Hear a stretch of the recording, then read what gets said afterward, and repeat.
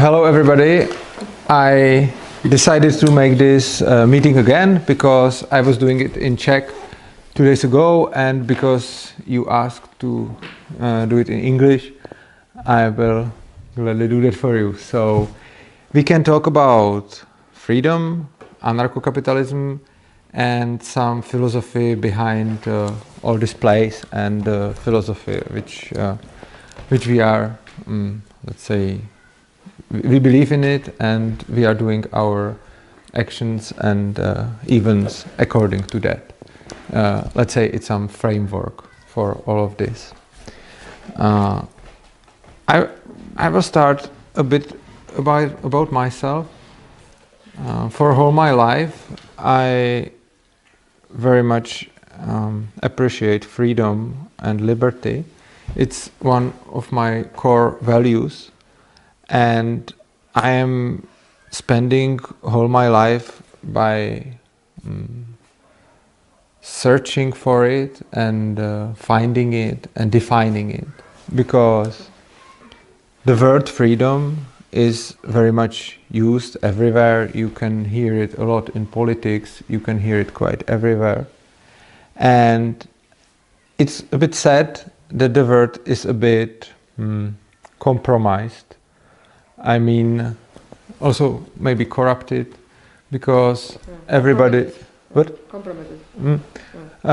Everybody is using it for achieving their goals, and very often when somebody wants something, he says it's for the freedom. And it reminded me that just on the last lesson we had here just a few hours ago, there was also such a misplacing of freedom and safety, which are very different terms for me. And this is very common. And till I was, I don't know, 20 or something like that, I was also confused about the freedom. I was searching for the freedom in democracy, as most of us, because we grew up like the democracy means freedom, and freedom means democracy. But there is a lot of things which just don't make sense, because if 90% of people would vote for killing the rest 10%, it's perfectly democratic process, but we all can feel that it has nothing to do with freedom. If 90% of people would vote for ban of free speech, if they would vote for anything which is obviously against freedom, it would be democracy, but it wouldn't be freedom at all. And then I find a principle. It's called non-aggression principle, and this principle is defining freedom by negative rights. Do you know the difference between the negative and positive rights? Okay, I will explain it first on examples, and I think this is one of the things which is the best to be explained on examples. For example, if you have positive right to education, it means that somebody have to give you education. If you have positive rights to Medicare, what's that? Can you please close the door? Thank you very much. If you have positive rights to Medicare, it means that somebody... But it's here or not? No, it's there, but it's... it will. I hope it will stop. Or if you can stop it, it would be nice, but... If you have positive right for Medicare, it means that somebody have to give you the Medicare, pay it, and somehow make it for you. As well as positive right for living, housing, it means that somebody has to give you a house. The negative rights, on the other hand, mean that nobody is allowed to stop you from achieving that. So the negative right for living means that nobody is allowed to prevent you from making your own house. Negative right to education means that nobody is allowed to prevent you from getting educated. The same with the medical care, or the positive or negative right about our life. The positive right on my life means that the other people are obligated to care about that I don't die, and the negative right means that nobody is allowed to kill me. For the first view, we can say that the positive rights are somehow better because they are giving me much more. Like the positive right to education mean that somebody has to give me the education and I don't need to do anything for that. The negative right means that I have to somehow do it for myself or do some contract with somebody who would give it to me, but he's not obligated to. And so for the first point of view, it means like, yeah, the positive rights are good, but the downside of the positive rights is that they are not compatible together. If too many people would ask for something which is their positive right, you have to have there some other people who would provide it. And if they would also be asking for their positive rights, they are not able to provide those in that same times, which has a lot of interesting implications. For example, the positive rights and their fulfillment very much depend on the state of the society. Like in the rich society, you can get the education, the Medicare and so on. But in the poor society, you just can't so much because there are not so much resources for fulfilling that. On the other hand, the negative rights are absolutely independent on that, because even if you would be on some abandoned, lonely island and you would be there absolutely alone, you don't have there any positive rights because nobody is giving you their food and Medicare and education. But you have there your negative rights because there are nobody to interfere to you. I find out, it's like 15 years ago, that the negative rights are very closely connected to the freedom. Because when you hear people to talk about freedom, they are saying a lot of stuff like, I don't know, my freedom is ending there where your freedom starts, and so on. But I don't think this description is good for anything, because even if you are in prison, the freedom of the prisoners ends where is the bars, and there start the freedom of the warden and the guards. As well as if we would pick somebody from here and we would put him to some cage, he could be in that cage, and we can still say, yes, your freedom ends where our freedom starts, and it's in the wall of the cage. The problem with such definitions of freedom is that we can use it for anything. We can defend anything by that because it's just fluid. On the other hand, if you say that freedom is equal to the negative rights, when your negative rights are not violated, you are free. In this moment, it means that everybody can be free at the same time.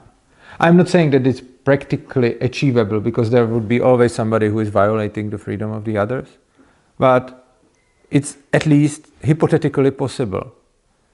In the positive way of rights, if you have positive rights, it's just not possible that everybody, if you would connect freedom to the positive rights, it means that not everybody can be free at the same time, and it depends on circumstances. Because to fulfilling the positive rights, you always have to have somebody who would pay it or somehow provide it, even if he doesn't want to. And this principle, non-aggression principle, which in fact means that your property rights are untouchable. This is also the same thing, like the negative rights are the same thing as the property rights. And if I say property rights, I mean mainly self-ownership. It's not just like you own your house or your land or something like that. It means that you, at the first place, own your own body. And this is the principle of self-ownership. And from this self-ownership, you can derive property rights as a whole. And the property rights are absolutely equal to the negative rights. I mean, if I own something, I can use it as I want, as long as I don't interfere with anybody else's ownership. And this is exactly the same what the negative rights are. It's equal. And the great thing on it is that it's consistent together, and all the people can have their ownership and negative right untouched, and they are not interfering with each other. And this definition of freedom is very satisfying to me from all the freedom definitions I was looking for and searching for many years. And this is the definition of freedom which I consider as the best for the physical world we have here. So the non-aggression principle is not solving something like mental violence or feelings and so on. I'm not saying that the feelings are not important, or that the mental violence or something like that wouldn't exist, but the non-aggression principle is just not solving that, because non-aggression principle is a principle which is just applied to our physical world, to our bodies, to the items around us, and this is what the non-aggression principle is solving. And I believe that this is really consistent and coherent way how to define freedom in the physical world. And there are also another forms of freedom. I started to study them a few years ago. I mean, some freedom of mind or freedom of spirit. It's something else, and I think it's also very important, and I also want to explore these topics. But now I would like to talk about the physical part, the physical freedom. And from this physical freedom and non-aggression principle is derived anarcho-capitalism. And anarcho-capitalism means that nobody is allowed to. No, it means that it's a society which is based on the free market and the ownership and property rights, mainly the self-ownership, and the people are living there with nobody is ruling anybody else. Because if I say, what is the main goal of the non-aggression principle? It means that as long as somebody is not attacking you or taking your property away from you, you are just not allowed to attack him or use a physical force towards him. And it means to live and let live. And the funny thing about it is, I'm sorry, I have some keys here. If I say to live and let live, quite anybody would agree with me. If I say just not attack anybody who is doing nothing wrong to you or anybody else, just not attack people who are just living on their own and not doing any harm to anybody else, maybe except of themselves. Most of the people say, yes, that's reasonable, that's a good principle. But then, when you tell them, okay, but what does it mean? What is the implication of that?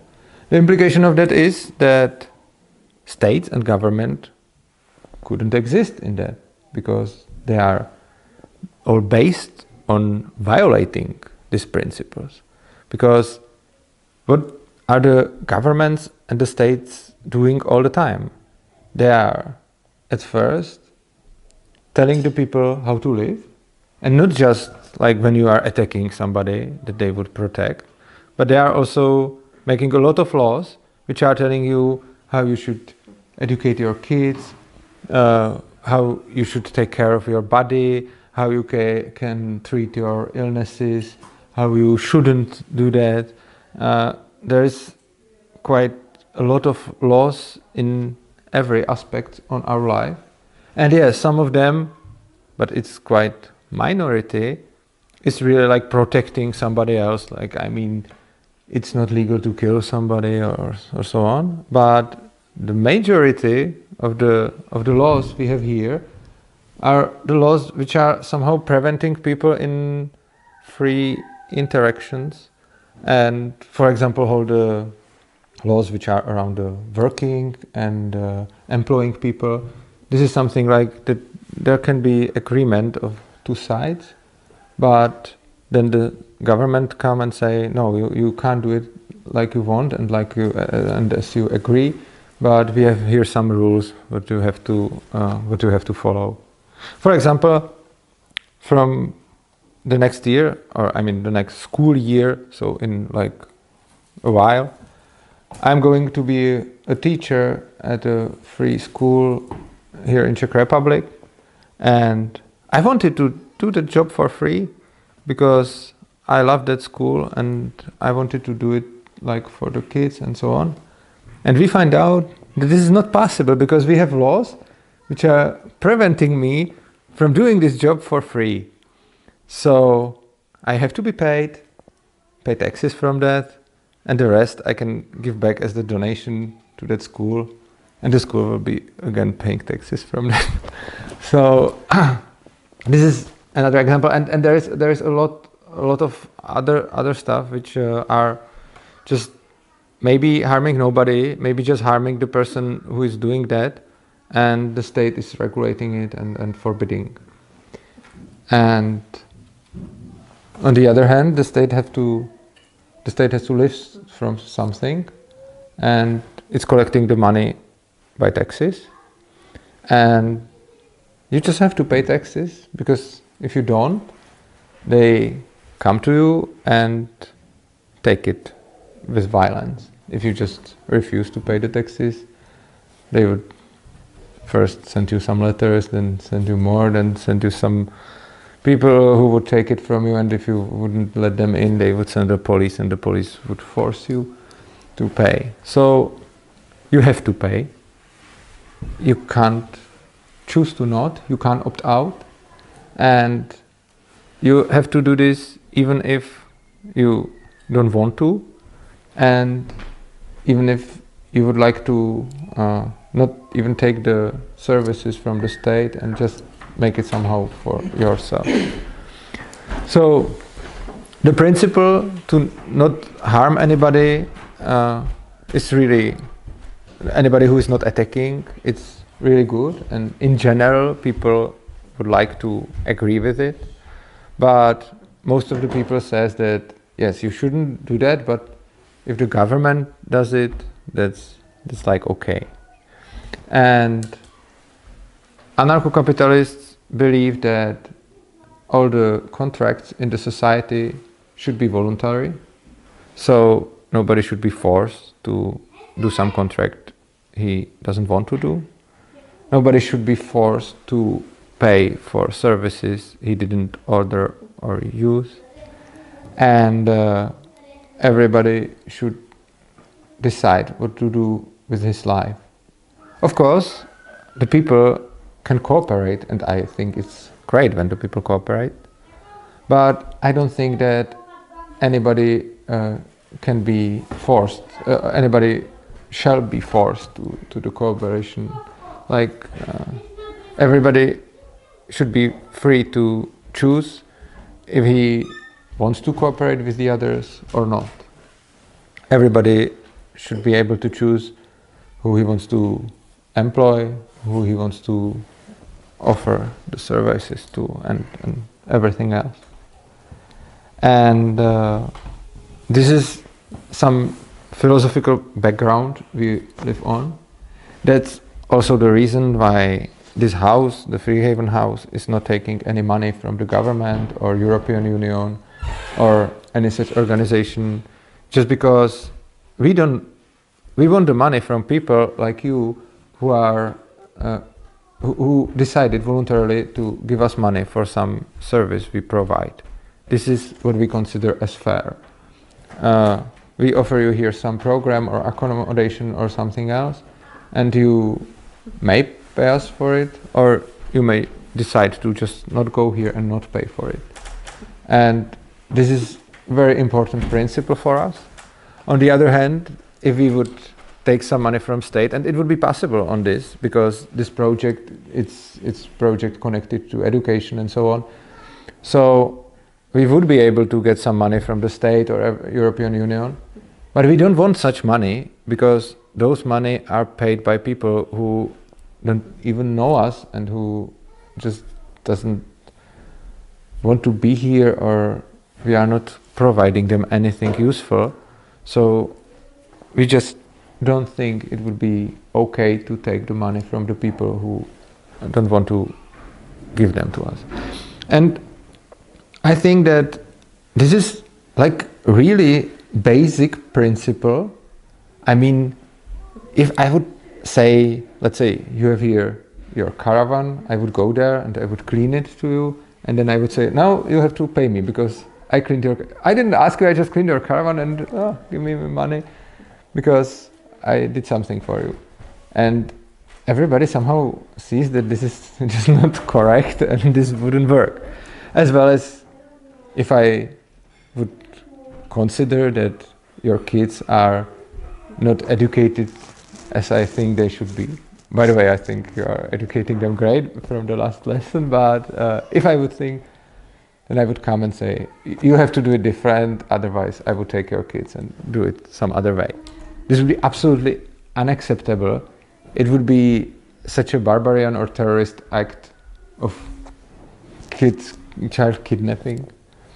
But if the state is doing this, it's like okay for most of the people, because they were taught to think like that at state schools, because the system is replicating itself by indoctrinating the kids from the young age and telling them like the government can do that, like you can't go to your neighbor and take his kid or tell him how to educate. You can't go to your neighbor and clean his car and then want money, but if the state is doing it, this is okay. And the anarcho-capitalists are saying, no, it's not okay in any way, and nobody has the right to force anybody else to take money from, to give him the money, or to live as the enforcer wishes, as long as the one who is enforced is not attacking somebody. If somebody is attacking you, of course, can defend. And this is very much linked to the free education, and that's, for me, those things are very connected, because I believe that the main reason why the state and government is so widely accepted, and why people are okay if the government or state is doing things which they absolutely wouldn't be accepting from anybody else, I think it's because all the people went through the state education system, and they were taught that it's okay that the state can do that, and that it's justified, because nobody ever in that school was somehow discussing about that, or talk to the kids about it, like, is it justified and why? Those questions are never mentioned. The kids at schools are just said that it is justified and that it has to be like that, because otherwise we would have here anarchy and chaos, and that would be bad.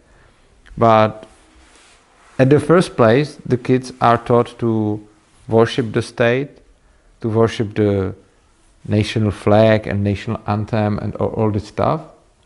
And if you are in a very young age indoctrinated like this, and those symbols, state symbols, are connected with some of your positive emotions or even worship, then you can't so much think about it independently, and the critical thinking is absolutely switched off for this. Like in our society, it's very popular to say, like, yes, we have to learn the kids how to think critically about stuff, and there are topics which are allowed to think critically about, and there are other topics like democracy, which you just can't think critically about, because if you start to do that, maybe at schools it's absolutely not accepted, and even in the society it's just not so much accepted. So that's why we are focusing on why I am focusing on the education. It has a lot of reasons, also because the learning and teaching process is for me very important. It's one of the things which I love the most in my life, and it's also quite very personal for me, and I like to join with other people and talk to them about teaching, learning, and the self-directed education, of course. And I believe that those things are very much connected to freedom. That if you let the kid to be self-directed, they are automatically taking the responsibility of their lives, and they are not so easy to. It's not so easy to manipulate them, and it's not so easy to rule them, because if the kid is self-educated, it has really good question, like why should I do that? Why should I do that just because somebody says so? If I don't see any meaning in that, and I love to be around such a kids, because it's really nice to see the kids who are really asking this question, and I can see it in societies like this one. If we are in this group and I talk to that kids, it's really nice for me, because I feel really good that they. For example, I love one story which sometimes the kids, even if they are on homeschooling, they have to go for the exams. Unfortunately, it's very bad by me, but they have to. And I was a witness to a conversation of a young girl with her mother, and the mother told the girl, we have to go to the exams because some lady would ask you some question, and the girl says, why would she ask me that? And the mother said, well, she wants to know what do you know, or so on. And the girl said, so she will ask me the questions because she doesn't know the answers? And the mother said, no, she would just ask you to check if you know the answers. And the girl was like, why would we do that? What is the point in it? And I absolutely love that, because if you have a kid who passed the school, it's absolutely normal for it that anybody can ask him just to check if he knows something, and then somehow evaluate him and so on.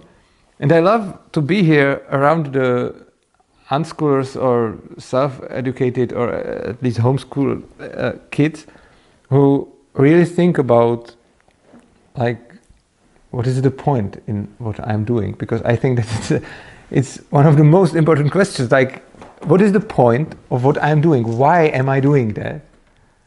And if I see the kids who passed normal schools, I see there, like, I'm doing it because I was said so. I'm not asking such a question, and I would just do what I was told to do because that's nice.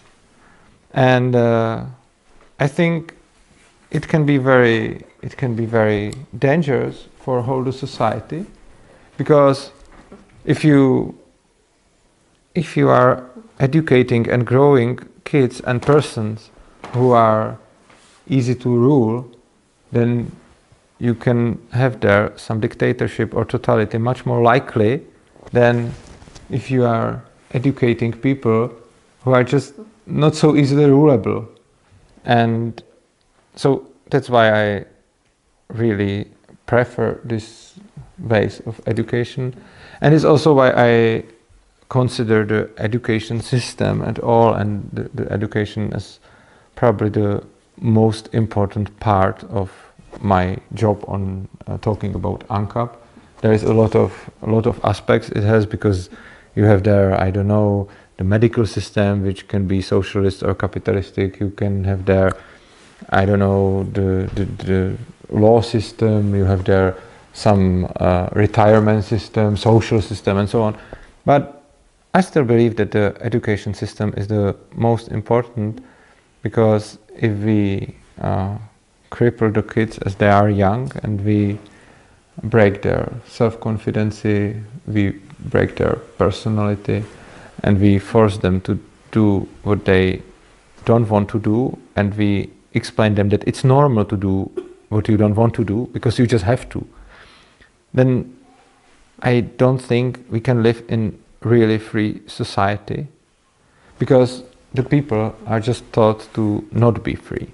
Because one of the main points of standard school is to make the people not free, make them to not trust in themselves, to make them obey.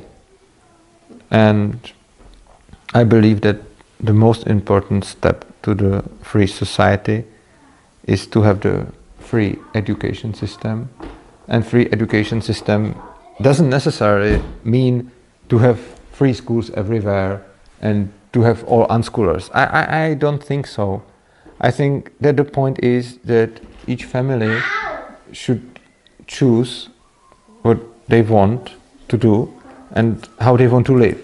And I think that there should be nobody, no government officer or nobody like that, not minister of education, who should tell the people what to do, how to live, and how to educate the kids. I think this should be decentralized and free.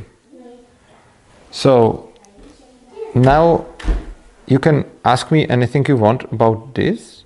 Not just I ended the speech around the education, but there is also a lot of other things, like whole the anarcho-capitalism and the state-free society, which means, like, I don't know if you can imagine or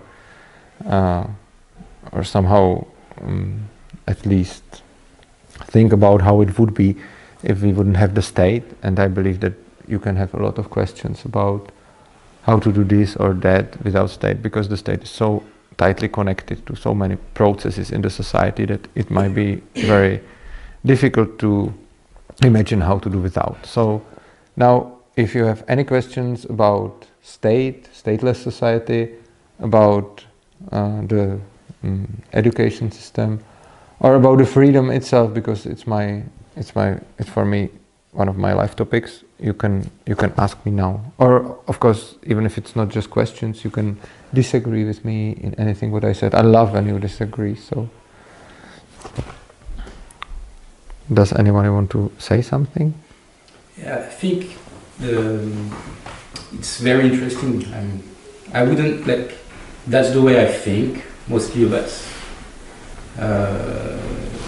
that's also my vision of what society I want to live in. Mm-hmm. The main problem, I would say, is the size of the nation. Because there's so many. The nation, the size of the nation.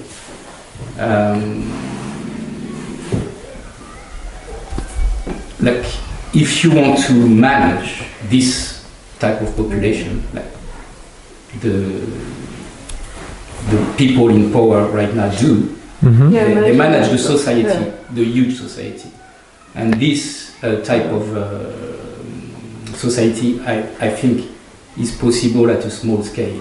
Maybe we can use the parallel. Just imagine that there is a central diet, that the state controls all of the diet of all the people, what people should eat, how many meals a day, which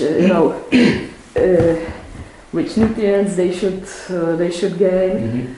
And you live in this society, and then someone would come and say, let's just leave it on the free market, let's just leave it to the people.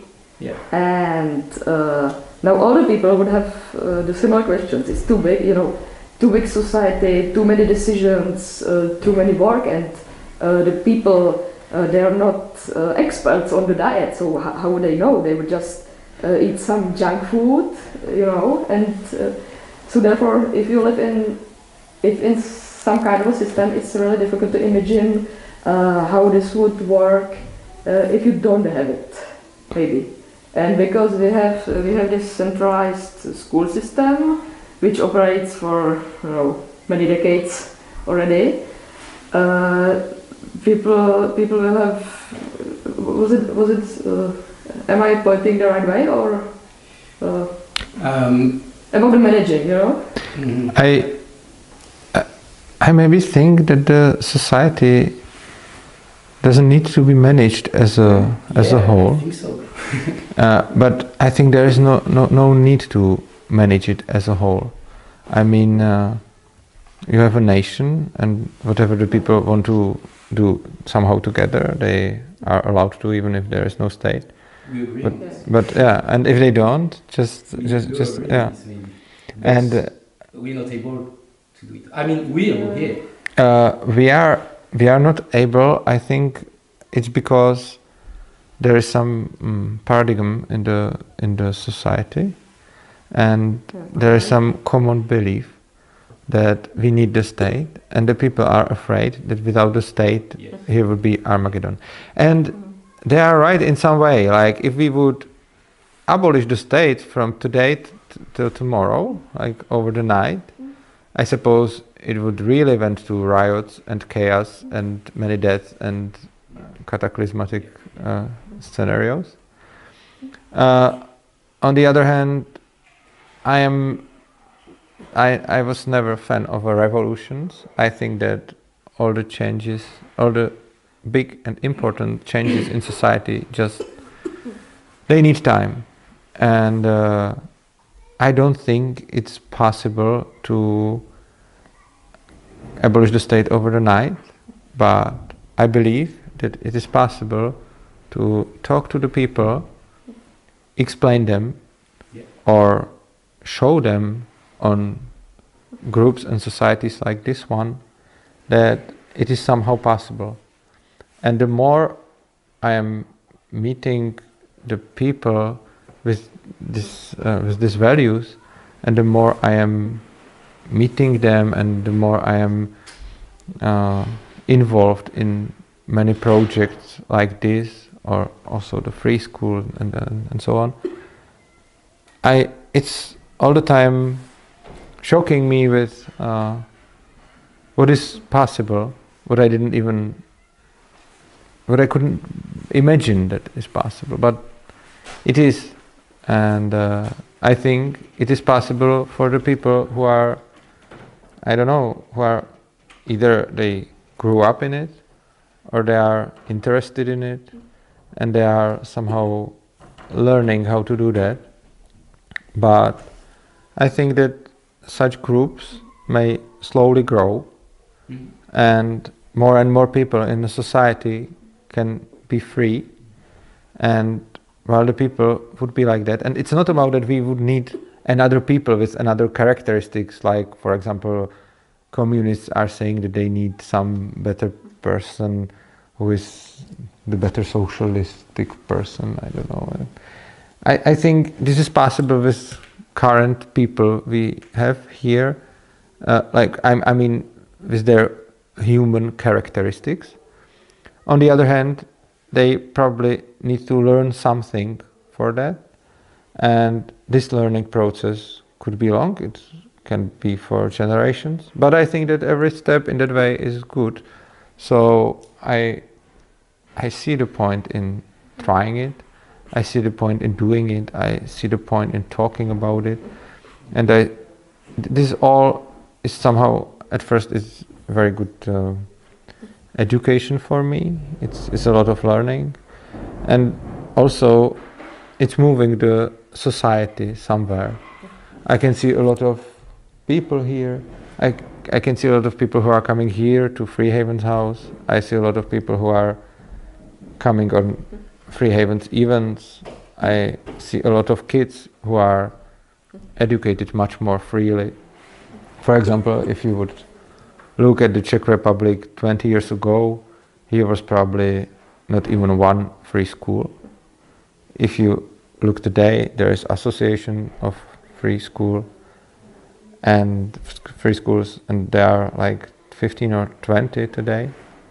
I mean, they are still not absolutely free school because we have here the law which is not allowing them to be free, but they are much freer than the standard schools. And I believe that we are on a good way. The same about libertarianism and anarcho-capitalism in Czech Republic. When I started to do this, like 15 years ago, quite nobody knew the word anarcho-capitalism. Here was almost no libertarians in Czech Republic. There were few, of course, but it wasn't so much popular. And in last 15 years, we did quite a big progress about that. I think that the Czech libertarian community is one of the strongest in the world. I mean, by how many people lives in Czech Republic, because we are just 10 or 11 million country.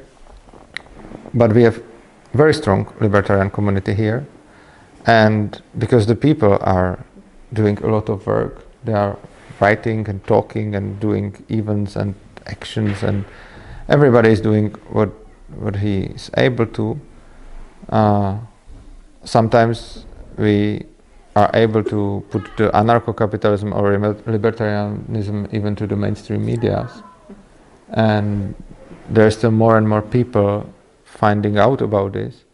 And when, like 10 years ago, it was just the word anarcho-capitalism was just never mentioned in any mainstream media of Czech Republic, just never. In these days, just the Freehaven pushed this word to the mainstream medias few times per year, and we are still more visible. And I don't mean just the Freehaven organization, I mean even the other libertarians organization. Here's a lot of really great libertarian organizations, like Students for Liberty, you maybe know them, they are worldwide. And it's happening, and we are growing, and we are more and more free in this. So I believe that it has a sense. And as you said about managing the whole society, you are right. If you have a really big nation, it's probably not possible to manage it like from some central point. There's the distinction you made with positive right, and a lot of people are quite attached to that. They think that's true. Yes, and they're not willing to. You are right. To leave it. You are very much right, because this is the problem of democracy, that the people there, sooner or later, let's say you have a free country and it become democratic country. Sooner or later, some politician come and he promised the people, I will take care of you, I will protect you from yourself and the others, I will protect your kids and so on. Sooner or later he would get some votes, and some of those politics would really even do what they promised, even if not all of them, but some sometimes do. And when this happens, there would be more people addicted to the state, exactly as you said. They would need the state money for whatever, they would need the state to allow them to do just quite whatever. And in the end, those people would again vote for more politicians who would promise them that they would take care of them. And there is such a cursed loop that the more people are addicted to state, the more they are tending to vote for politicians who are making the state bigger. And the bigger is the state, the more addicted people we have there. And this makes loop, and we can see it in all the Western democracies, that they are less and less free, that the states are growing bigger and bigger in all the democracies. There are some states when it gets slowly, there are some states when it went quite too far. I think your state is one of them. And that's a problem, and you are right that the people are not willing to give up of their positive rights. And for today it's absolutely clear, and that's why today it's just not possible to abolish the state, because the people just won't give up on their positive rights. But I think I see a point in explaining those people that the positive rights are in the end harmful for them. And it's sometimes really hard, because when we had here 2 hours ago discussion about Singapore, in those discussions I was talking about that there is a death penalty for some amount of drugs if you possess, just for possessing, and it's not so much drugs. And the lady who was talking about it even told me that the death penalty is executed quite very fast. Like 1 week they catch you with drugs, and the other week you are killed. Like it's like 7 days or something like that. So they catch you, and you have, I don't know, I don't remember exactly those grams, but it's really like, for example, if you would have 50 grams of, I don't know, methamphetamine or something like that, it's just death penalty. And I find this quite terrible, because, you know, the drugs are something that you can harm yourself with them, and I think it should be everybody's choice if he wants or don't want to use drugs. And there is a lot of ways how to use drugs. You can do it responsibly or not. Alcohol is also very hard drug, and you can end up fucked up by alcohol or not. And the same you can say about quite any drug you see. And the lady said that it's good because she feels safer there in such society, because she would prefer the world without drugs. And this is exactly the case when somebody is so much about his positive rights. Like typical positive right, my positive right is that nobody should take drugs. It's like, because I feel the safety in this, so you shouldn't take drugs. But I think in the end this can turn against those people, because Benjamin Franklin said, and I think it's very much true, that if you are willing or able to change your liberty for some safety, you will eventually lose both. And this is, I really believe that this is true. And the thing is to explain it to the people. And the more people would understand this, the higher chance we have to live in a free society. So it's a very long-term process. I don't believe I would be still alive when some really free stateless society would be here. But I feel very much sense in doing what I am doing, because it's really nice to explore the freedom for me and show the freedom to other people, because I think that this really works, even if the final result, like stateless society, would be probably here for some very much next generations. But it's similar like with the slavery.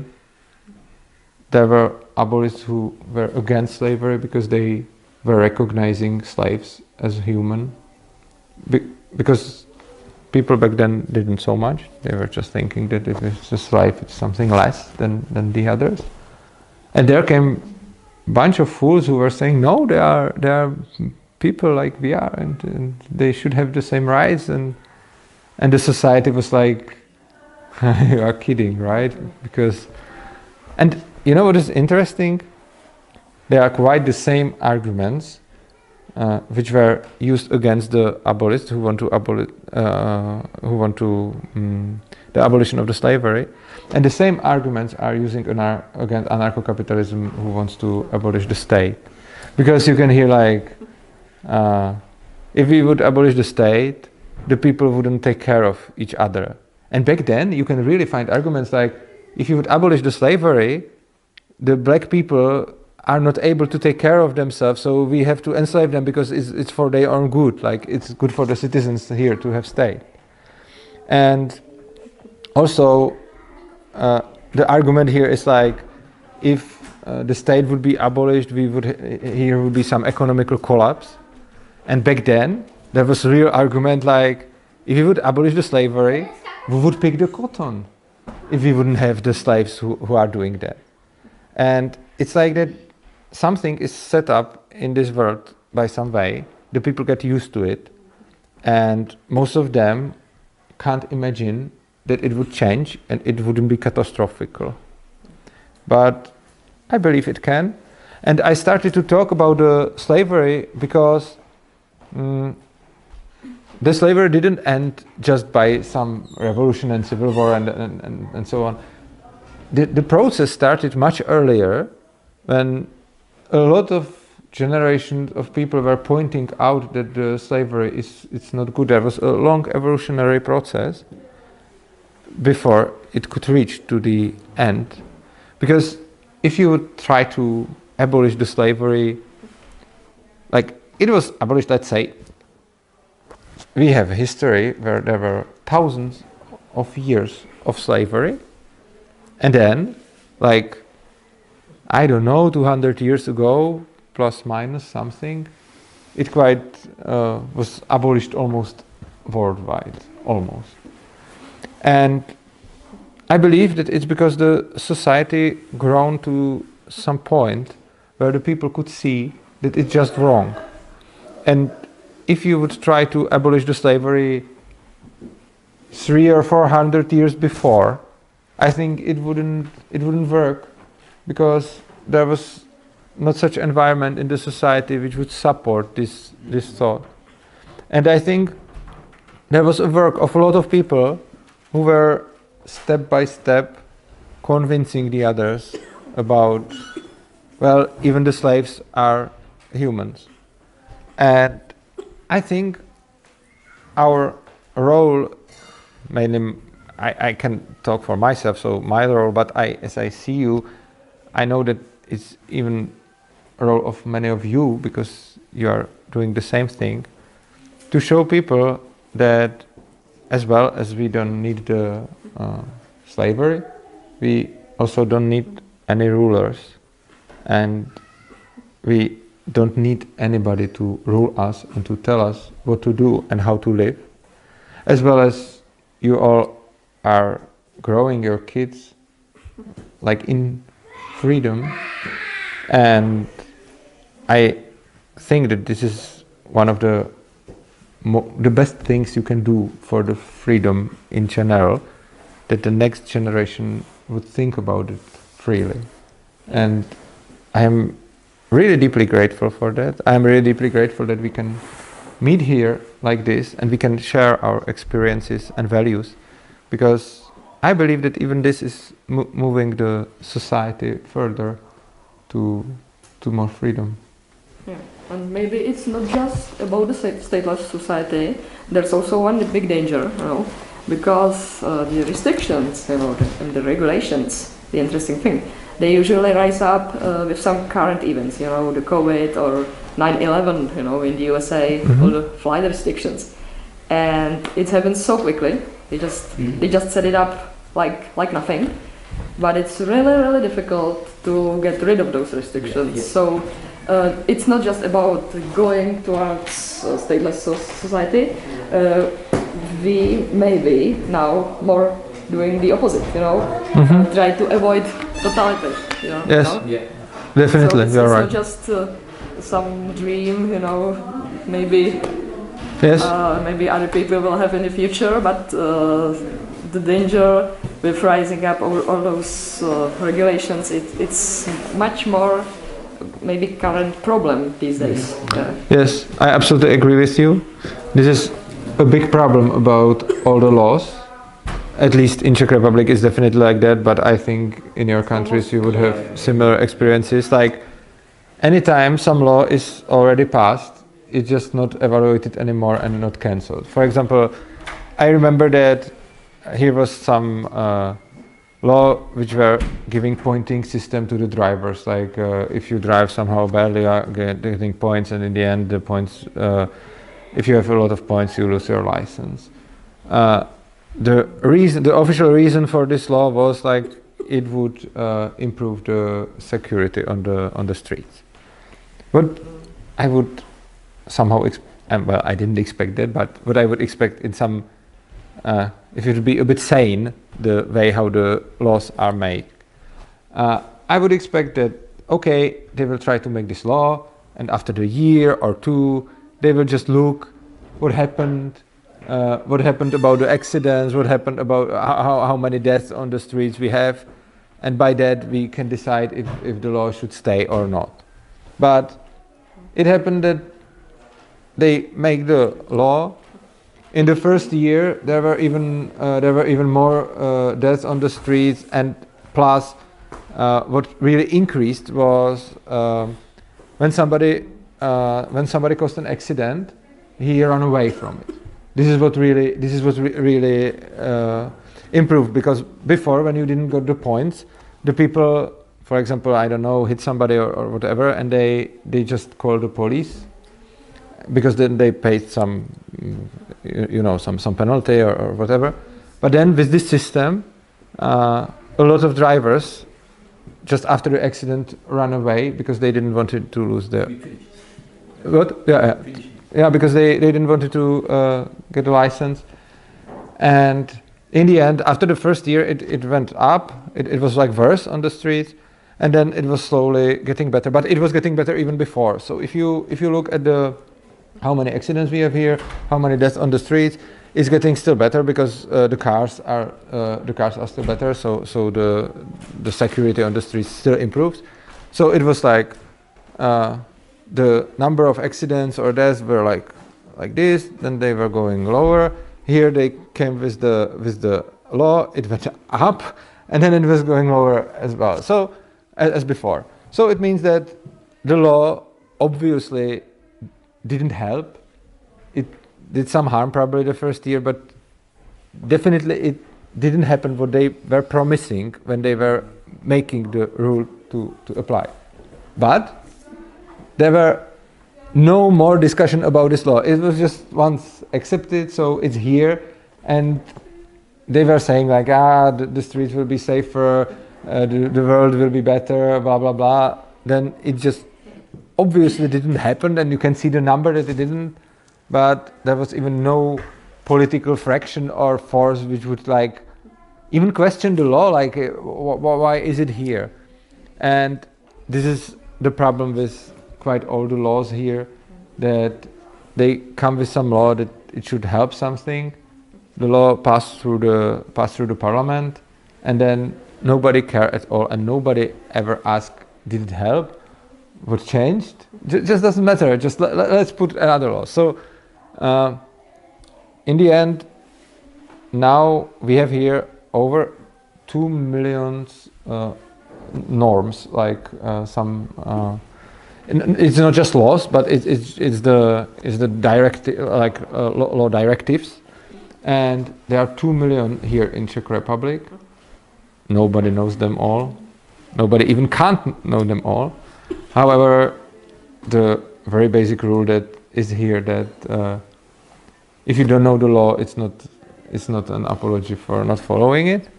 But the funny thing is that not even one person in Czech Republic knows them all.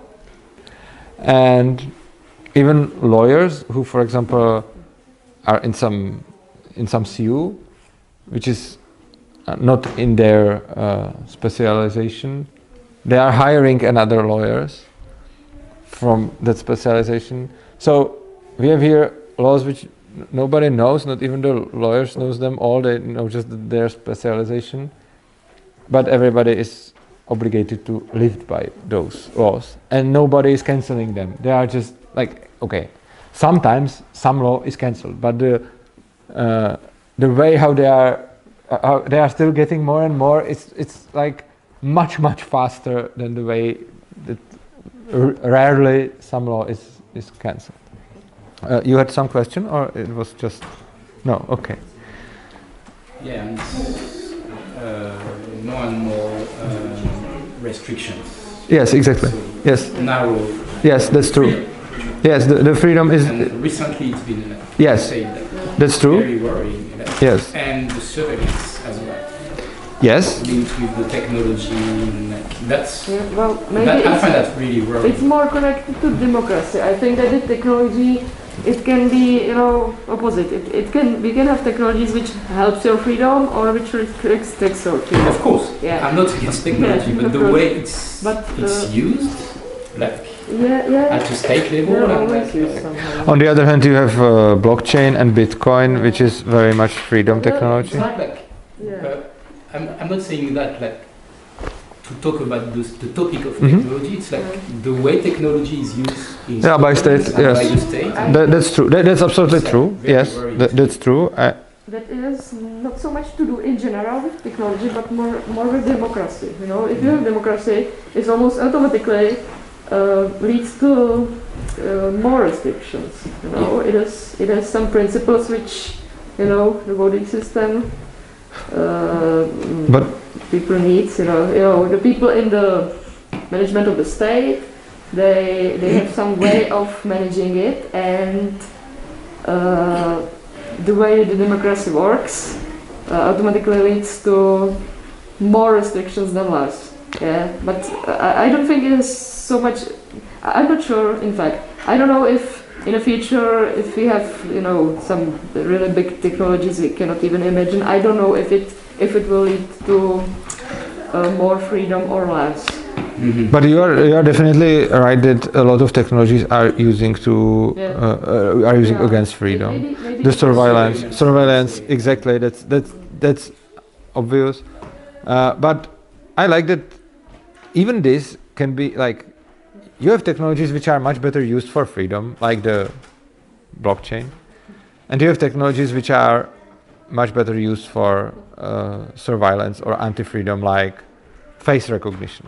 On the other hand, I like that the technologies are really very neutral, because I saw some project that some group of people used face recognition on the one hand they were putting their photographs from demonstrations, and on the other hand they were putting their photographs of police officers police officers in their job, in the uniforms, and they were matching the faces, because they were finding that policemen on some pictures they were on uniforms, and on some other they were among the demonstrators as a provocators. So they were using face recognition to help the freedom against the police, but so this shows that even the technology like face recognition, which is like in 95% used probably against the freedom, can be used even for freedom. But you are right that as the technology is developing, we still have different conditions in this, let's say, fight about centralization versus decentralization. Yeah. But some technologies are really even good for the decentralization. But I agree with you that currently, in last 10 years or maybe 20, maybe even 30, the freedom is just we have less and less freedom. On the other hand, to be more positive, if you zoom out of the scale and you look at the history, I think that in general we have more and more free society, because if you compare our society with the medieval society or even older, I believe that it's going quite right direction.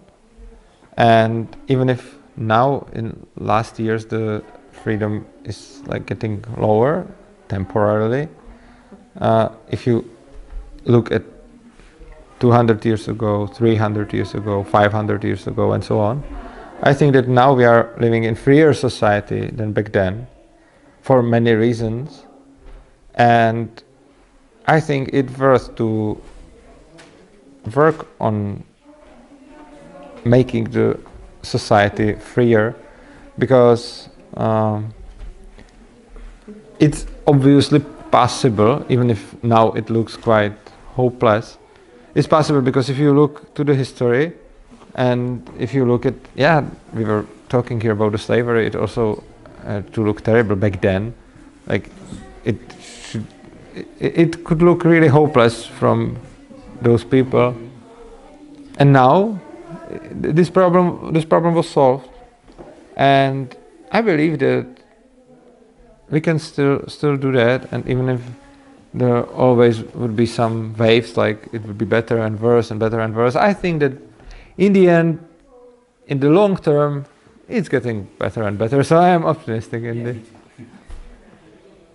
So, does anybody else want to ask something or say something or disagree? If not, we can finish this session. I have a lot of questions, but I didn't realize we were recording this, so I didn't see the recording, so maybe later. Okay, so you can ask. Okay, so I would stop the record, and then we can continue our talking. So, does anybody else want to ask something on the record? Because if not, I would stop the record, and then we would continue here the conversation off the record. Okay. I hope it would be something illegal and